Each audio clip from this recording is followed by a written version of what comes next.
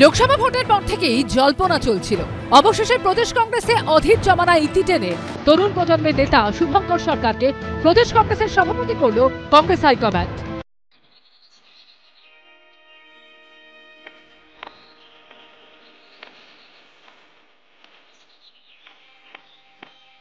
আর দায়িত্ব নিয়েই দলকে ঘুরে দাঁড় করানোর বার্তা দিলেন প্রদেশ কংগ্রেসের নতুন সভাপতি। কর্মীদের কথা মাথায় রেখে তাদের যে ভাবনা, নেতাদের যে চিন্তাধারা এবং বাংলার মানুষের যে প্রত্যাশা, তাকে যদি সঠিকভাবে আমরা নিয়ে চলতে পারি, নিশ্চিতভাবে কংগ্রেস ঘুরে দাঁড়াবে। হঠাৎ না, এটা অনেকদিন ধরে এই প্রক্রিয়া চলছে, হঠাৎ কিছু হয়নি। কেন্দ্রীয় নেতৃত্ব মনে করেছে তাই পাল্টিয়েছে। রাজ্য রাজনীতিতে মমতা বন্দ্যোপাধ্যায়ের কট্টর সমালোচক হিসেবেই পরিচিত অধীর চৌধুরী। কার্যত সেই কারণে কেন্দ্রীয়ভাবে ইন্ডিয়া জোটে কংগ্রেস, তৃণমূল ও বামেরা থাকলেও গত লোকসভা ভোটে বামেদের সঙ্গে জোট বেঁধে ভোটে লড়ে কংগ্রেস। অন্যদিকে একা লড়াই করে তৃণমূল। সূত্রের খবর, লোকসভা ভোটে চরম তৃণমূল বিরোধিতার কারণে আসন সমঝোতা না হওয়ার জন্য প্রদেশ কংগ্রেসের যে শিবির ক্ষুব্ধ ছিল, তার অন্যতম মুখ ছিলেন শুভঙ্কর সরকার। আর এই প্রেক্ষাপটে প্রশ্ন উঠছে, অধীর চৌধুরীকে সরিয়ে শুভঙ্কর সরকারকে প্রদেশ সভাপতি করে কাকে বার্তা দিতে চাইল হাইকমান্ড?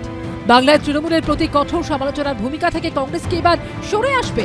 তৃণমূল যদি গণতান্ত্রিক পরিবেশকে সঠিকভাবে রক্ষা করতে পারে, তাহলে আমি তৃণমূলকে অহেতুক তো তার বিরোধিতা করব না। কিন্তু কালকে কোনো ফ্যাক্টরি তৈরি হবে, পশ্চিমবাংলার শিল্পের উন্নয়ন ঘটাবে, আমি নিশ্চিতভাবে সরকারকে সমর্থন করব। কিন্তু সেই শিল্প তৈরি করতে গিয়ে তখন দেখা যাবে যে তৃণমূলের লোকেরা চাঁদা তুলছেন, তার তো আমি বিরোধিতা করব।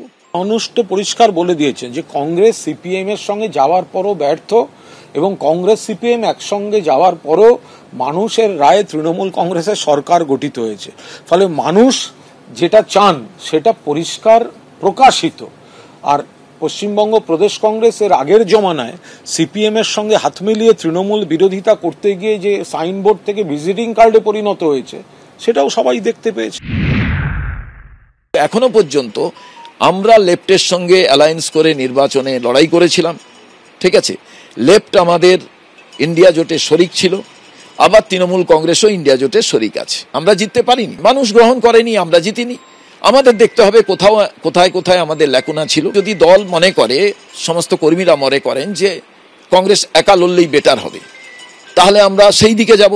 আর যদি আমাদের একত্রিতভাবে লড়ার প্রচেষ্টা কন্টিনিউ ছিল, সেটা যদি হয়, আমরা সেখানে লড়াই করব। গোটা ভারতবর্ষে বিজেপির বিরুদ্ধে সবাইকে একজোট করে চলতে হবে, এটা আমরা যেমন বুঝি, কংগ্রেসও তেমন বোঝে। আমাদের রাজ্যে সবাই বোঝেন, কংগ্রেস সমর্থক কর্মীরাও বোঝেন যে তৃণমূলকে সঙ্গে নিয়ে বিজেপির বিরুদ্ধে লড়াই করার কোনো সুযোগ নেই, মানে হয় না। আজকের তৃণমূল, কালকের বিজেপি। ফলে বিজেপি, তৃণমূল, এই দুই শক্তির বিরুদ্ধে সবাইকে ঐক্যবদ্ধ করতে হবে। এই মনোভাব যেমন আমাদের, এই মনোভাব তেমন এ রাজ্যের সাধারণ মানুষের, কংগ্রেস কর্মীদেরও। নিশ্চয়ই কংগ্রেসরা বুঝে চলবে। দাদা, শুভঙ্কর সরকার বলেন, আপনি কি বলবেন ওনার জন্য? কি বার্তা? উনি তৃণমূল ঘনিষ্ঠ বলে একটা কথা। আমি এসব জানি না, আমি বেকার এসব কথা কেন বলবো? সে কংগ্রেসের প্রেসিডেন্ট, মানে কংগ্রেসের প্রেসিডেন্ট, তৃণমূলের ঘনিষ্ঠ হতে যাবে কেন? আরে অধীরদা তো আমার দলের নেতা, তার জায়গায় আমি এসছি। আমি মনে করি অধীরদা পদ থেকে গেছেন, নেতৃত্ব এবং তার উপদেশ থেকে যান। গত লোকসভা ভোটে মালদা দক্ষিণ কেন্দ্র থেকে কংগ্রেস জিতলেও রাজ্য বিধানসভায় এখনো তারা শূন্য। বছর দেড়েক পরেই রয়েছে 2026-এর বিধানসভা ভোট। তার আগে কি বাংলার দলকে ঘুরে দাঁড় করাতে পারবেন নতুন প্রদেশ কংগ্রেস সভাপতি? উত্তর মিলবে ভবিষ্যতে। অর্ণব মুখোপাধ্যায়, সুদীপ্ত আচার্য ও রঞ্জিত হালদারের রিপোর্ট, এবিপি আনন্দ।